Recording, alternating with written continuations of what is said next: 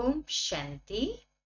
10 जुलाई 2025 की साकार मधुर मुरली है। मुख्य शीर्षक है मीठे बच्चे, देह अभिमान छोड़ देही अभिमानी बनो।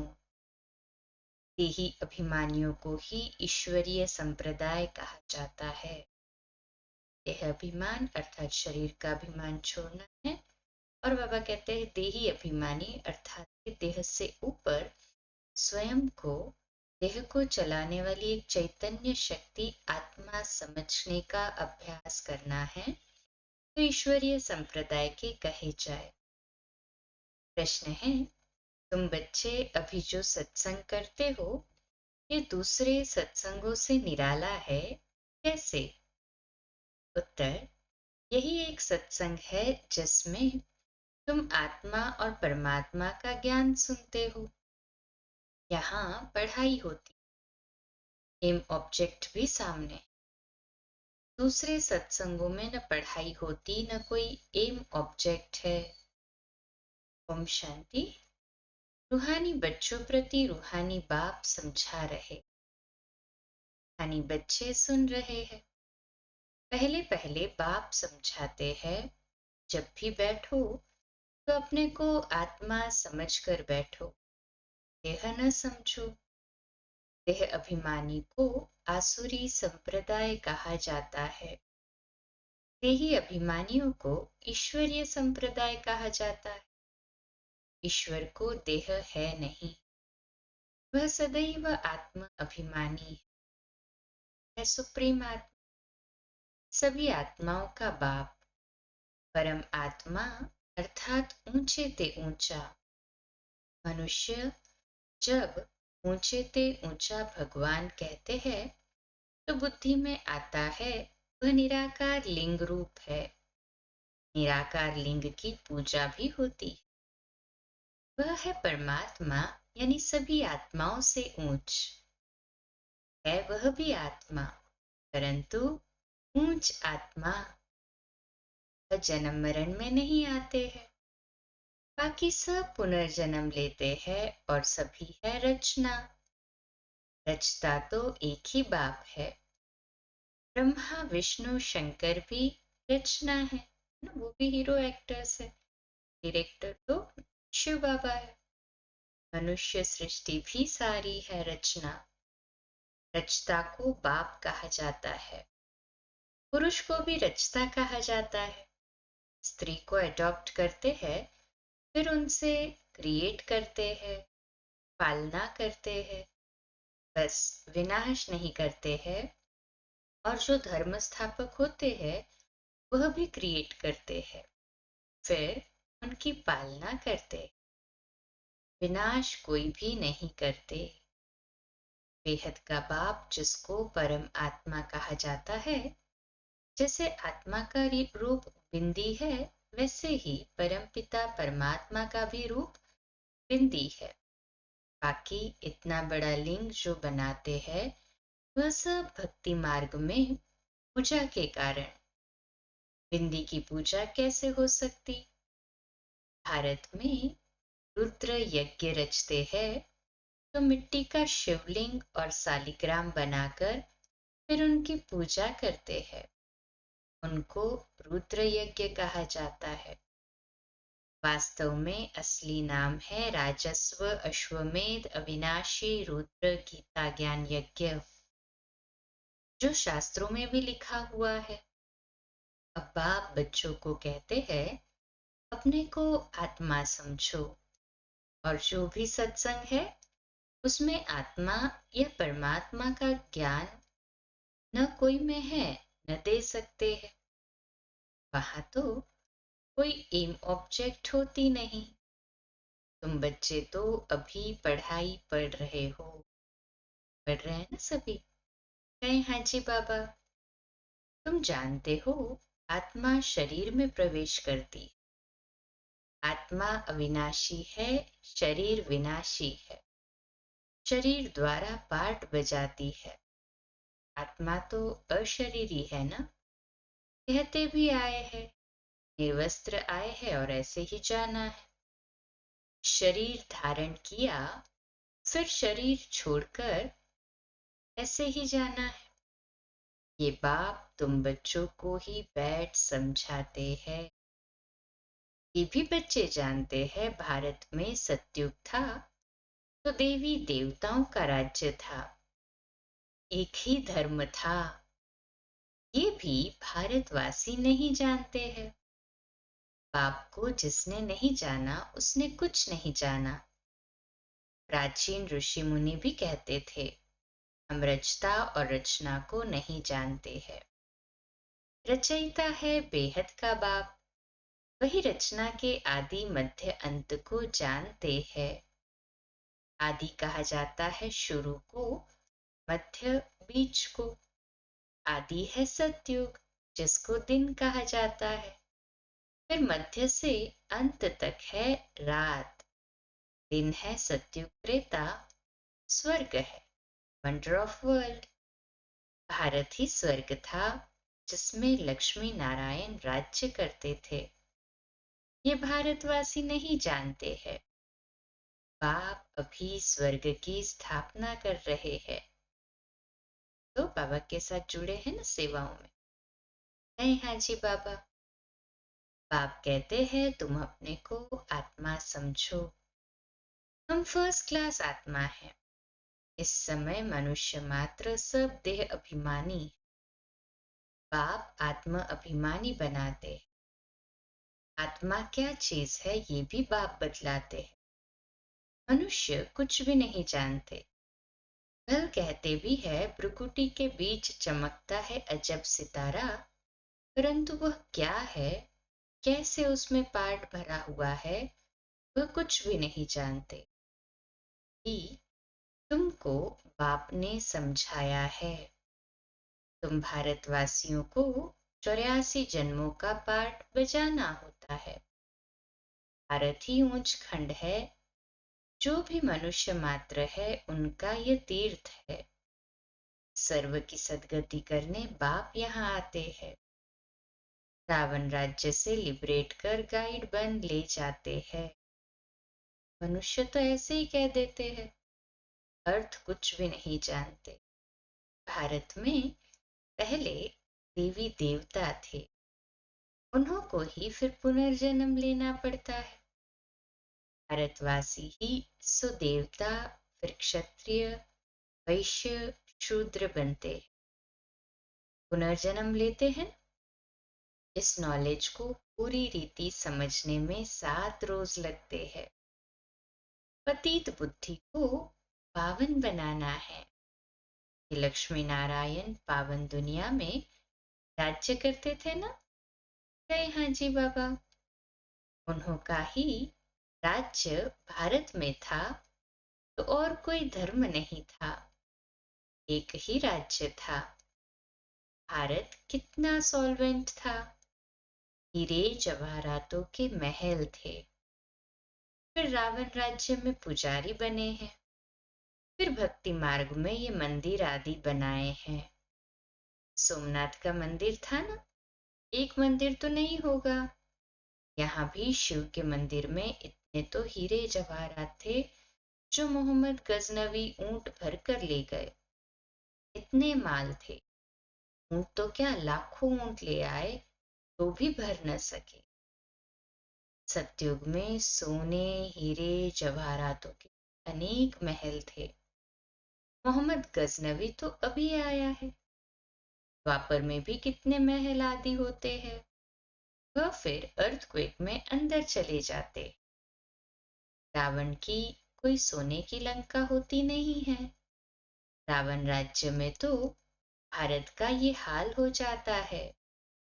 100% irreligious, unrighteous, insolvent, पतित, विशियस। नई दुनिया को कहा जाता है वाइसलेस। भारत शिवालय था। सत्युग की दुनिया जो परमात्मा शिव ने स्थापन की, ये कहते थे शिवालय, जिसको वंडर ऑफ वर्ल्ड कहा जाता है। बहुत थोड़े मनुष्य थे। अभी तो करोड़ों मनुष्य है ना? कहे हाँ जी बाबा। विचार करना चाहिए ना। अभी तुम बच्चों के लिए ये पुरुषोत्तम संगम युग है, जबकि बाप तुमको पुरुषोत्तम पारस बुद्धि बना रहे हैं। बाप मनुष्य से देवता बनने की तुम्हें सुमत देते हैं। बाप की मत के लिए ही गाया जाता है, तुम्हारी गतमत न्यारी। इसका भी अर्थ कोई नहीं जानते। बाप समझाते हैं, मैं ऐसी श्रेष्ठ मत देता हूँ जो तुम देवता बन जाते हो। अब कलयुग पूरा होता है, पुरानी दुनिया का विनाश सामने खड़ा है। मनुष्य बिल्कुल ही घोर अंधियारे में कुंभकर्ण की नींद में सोए पड़े हैं, क्योंकि कहते हैं, शास्त्रों में लिखा है, कलयुग तो अभी बच्चा है, 40,000 वर्ष पड़े हैं। 84 लाख योनियां समझने के कारण कल्प की आयु भी लंबी चौड़ी कर दी है। वास्तव में है 5,000 वर्ष। बाप समझाते हैं, तुम 84 जन्म लेते हो, न कि 84 लाख। बेहद का बाप तो इन सभी शास्त्रों आदि को जानते हैं। तब तो कहते हैं, ये सब है भक्ति मार्ग के, जो आधा कल्प चलते हैं। इससे कोई मुझे नहीं मिलते।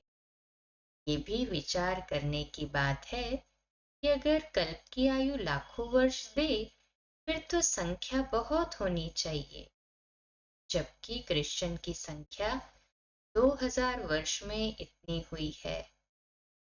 भारत का असल धर्म देवी देवता धर्म है, वह चला आना चाहिए, परंतु आदि सनातन देवी देवता धर्म को भूल जाने के कारण कह देते, हमारा हिंदू धर्म है। हिंदू धर्म तो होता ही नहीं। भारत कितना ऊंच था। आदि सनातन देवी देवता धर्म था, तो विष्णुपुरी थी, अब है रावणपुरी। वही देवी देवताएं 84 जन्म के बाद क्या बन गए हैं। देवताओं को वाइसलेस समझ, अपने को विषय समझ, उन्हों की पूजा करते हैं। समझते हैं ना कि देवताएं निर्विकारी है, खुद को विकारी समझते हैं, तो पवित्र निर्विकारी देवताओं की पूजा करते। सतयुग में भारत वाइसलेस था, निर्विकारी था, नई दुनिया थी, जिसको नया भारत कहते हैं। यह है पुराना भारत। नया भारत क्या था, पुराना भारत क्या है। नई दुनिया में भारत ही नया था, अब पुरानी दुनिया में भारत भी पुराना है। क्या गति हो गई है। भारत ही स्वर्ग था, अभी नर्क है। भारत मोस्ट सॉल्वेंट था, भारत ही मोस्ट इंसॉल्वेंट है। अभी सबसे भीख मांग रहे हैं, प्रजा से भी भीख मांगते हैं। ये तो समझ की बात है ना। आज के देह अभिमानी मनुष्यों को थोड़ा पैसा मिला तो समझते हैं हम तो स्वर्ग में बैठे हैं। सुखधाम अर्थात स्वर्ग को बिल्कुल जानते नहीं, क्योंकि पत्थर बुद्धि है। अब उन्हें पारस बुद्धि बनाने के लिए 7 रोज की भट्ठी में बिठाओ, क्योंकि पतित है ना। पतित को यहाँ तो बिठा नहीं सकते, यहाँ पावन ही रह सकते हैं, पतित को अलाउ नहीं कर सकते। तुम अभी पुरुषोत्तम संगम युग पर बैठे हो। जानते हो बाबा हमको ऐसा पुरुषोत्तम बनाते हैं। ये सच्ची सत्य नारायण की कथा है। सत्य बाप तुमको नर से नारायण बनने का राजयोग सिखला रहे हैं। ज्ञान सिर्फ एक बाप के पास है, जिसको ज्ञान का सागर कहा जाता है। शांति का सागर, पवित्रता का सागर, ये उस एक की ही महिमा है। दूसरे कोई की महिमा हो नहीं सकती। देवताओं की महिमा अलग है, परमपिता परमात्मा शिव की महिमा अलग है। वह है बाप। श्री कृष्ण है देवता, सूर्यवंशी सो चंद्रवंशी सो वैश्यवंशी। मनुष्य हमसो का अर्थ भी समझते नहीं। हम आत्मा सो परमात्मा कह देते हैं। कितना रॉन्ग है।